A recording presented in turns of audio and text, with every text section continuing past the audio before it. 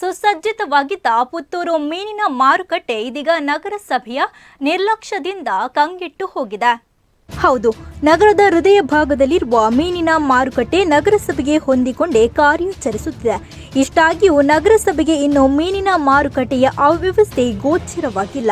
ಮೀನು ಮಾರುಕಟ್ಟೆಯ ಅವ್ಯವಸ್ಥೆಯಿಂದಾಗಿ ಸಾರ್ವಜನಿಕರಿಗೆ ತೊಂದರೆ ಉಂಟಾಗಿದೆ. ಜೊತೆಗೆ ಮೀನಿನ ಮಾರುಕಟ್ಟೆ ಒಳಗಡೆ ಹೇಗಪ್ಪ ಹೋಗೋದು ಅನ್ನೋ ಪರಿಸ್ಥಿತಿ ಸದ್ಯಕ್ಕೆ ನಿರ್ಮಾಣಗೊಂಡಿದೆ. ಮೀನಿನ ಮಾರುಕಟ್ಟೆಗೆ ಎಂಟ್ರಿಯಾಗುವ ಸ್ಥಳದಲ್ಲೇ ಸ್ಲ್ಯಾಬ್ಗಳೆಲ್ಲ ಎದ್ದು ನಿಂತಿದೆ. ಅಲ್ಲದೆ ಮೀನಿನ ಐಸ್ ನೀರಾಗಿ ವಿಪರೀತ ವಾಸನೆ ಗಬ್ಬಿದ್ದು ಬರ್ತಾ ಇದೆ. ಈ ಮೀನಿನ ನೀರು ಅಲ್ಲೇ ನಿಂತು ಮೀನಿನ ಮಾರುಕಟ್ಟೆ ಒಳ ಹೋಗುವ ಗ್ರಾಹಕರಿಗೆ ಭಾರಿ ತೊಂದರೆಯಾಗ್ತಾ ಇದೆ. ಇದಲ್ಲದೆ ಗ್ರಾಹಕರು ಒಳ ಬರುವ ದಾರಿಯಲ್ಲೇ ಮೀನಿನ ಬಕೆಟ್ಗಳನ್ನ ಇಟ್ಟಿರುವುದರಿಂದ ಭಾರಿ ತೊಂದರೆ ಅನುಭವಿಸುತ್ತಿದ್ದಾರೆ. ಮೀನಿನ ಬಕೆಟ್ಗಳನ್ನ ಇಡಲು ಒಳಗಡೆ ವ್ಯವಸ್ಥೆ ಮಾಡಿದ್ದಾದರೂ ಹೊರಗಡೆ ಇಟ್ಟಿರುವುದರಿಂದ ಗ್ರಾಹಕರಿಗೆ ಮೀನು ಮಾರುಕಟ್ಟೆ ಒಳಗೆ ಬರಲು ಇಕ್ಕಟ್ಟಿನ ಪರಿಸ್ಥಿತಿ ಉಂಟಾಗಿದೆ. ಹಾಗಾಗಿ ಈ ಕೂಡಲೇ ನಗರಸಭೆ ಇಲ್ಲಿನ ಅವ್ಯವಸ್ಥೆಯನ್ನ ಸರಿಪಡಿಸಬೇಕು ಎಂದು ಸಾಮಾಜಿಕ ಕಾರ್ಯಕರ್ತ ಲೋಕೇಶ್ ಆಲಂಬೂಡ ಒತ್ತಾಯಿಸಿದ್ದಾರೆ.